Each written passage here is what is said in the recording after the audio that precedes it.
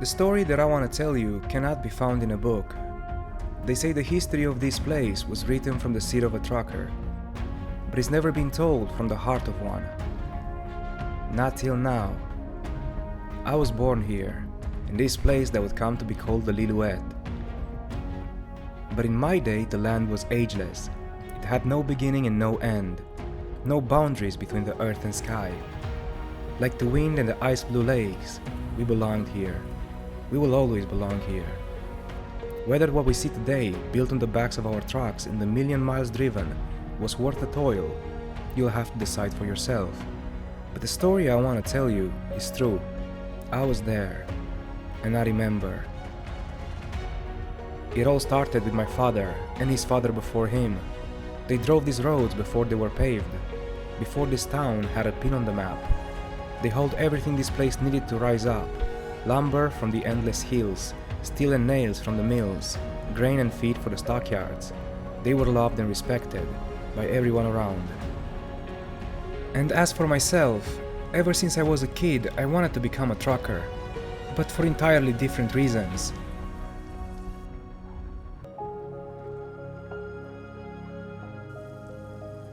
Unlike my family, who stayed and built this place from the ground up, I had other plans.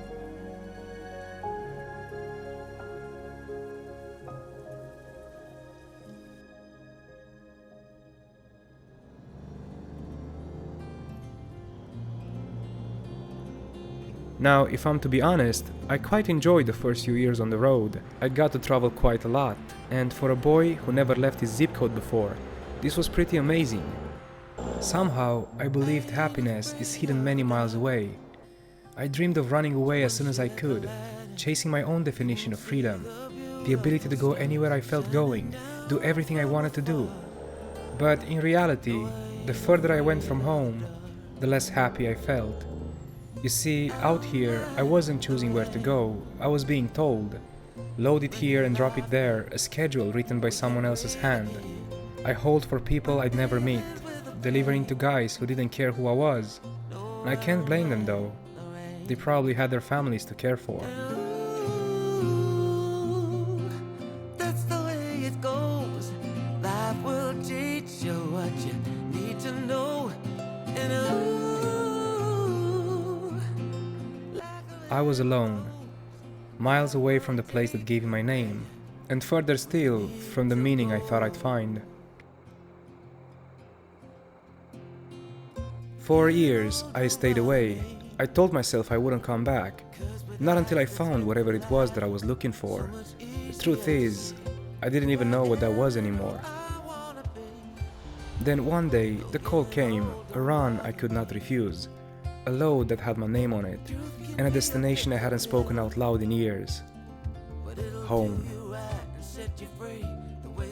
Mile by mile, the landscape began to change. The mountains I haven't seen in years were rising up ahead of me, and the air smelled familiar.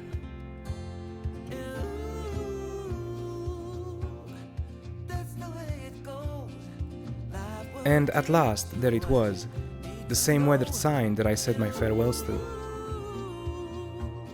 I slowed down without thinking.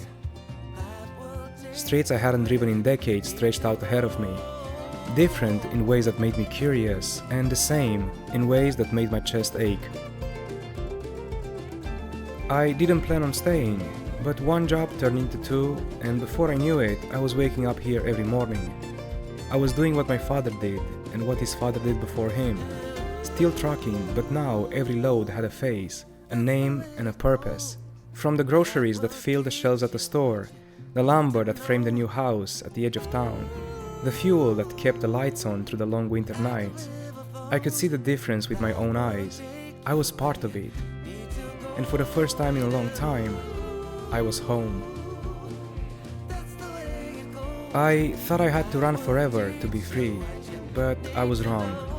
You can drive 1,000,000 miles and still be lost. Maybe, just maybe, real freedom isn't in the open road. It's in the place you choose to come back to. For me, that place is here.